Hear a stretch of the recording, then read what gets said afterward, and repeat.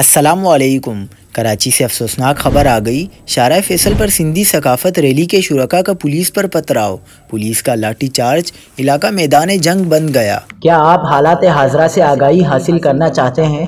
खबर के पीछे छुपे असल हकाइक जानना चाहते हैं? तो अभी सब्सक्राइब कीजिए जिलमिल पाकिस्तान को और साथ ही घंटी के निशान पर क्लिक कर दें।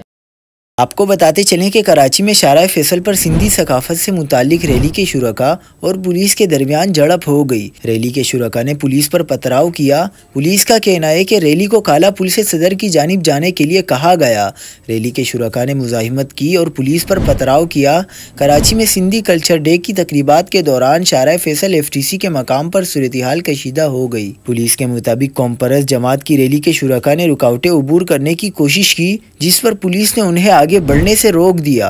सूरत हाल उस वक्त बिगड़ी जब रैली के शुरका ने पुलिस पर पथराव किया, जिसके जवाब में पुलिस ने शेलिंग की। FTC के इतराफ ट्रैफिक बदतरीन जाम का शिकार रहा, जबकि शारा फैसल को भी आमदोरफ्त के लिए बंद करना पड़ा। पुलिस ने हंगामा आराई में मुलविस मुतअद्दिद अफराद को हिरासत में ले लिया है।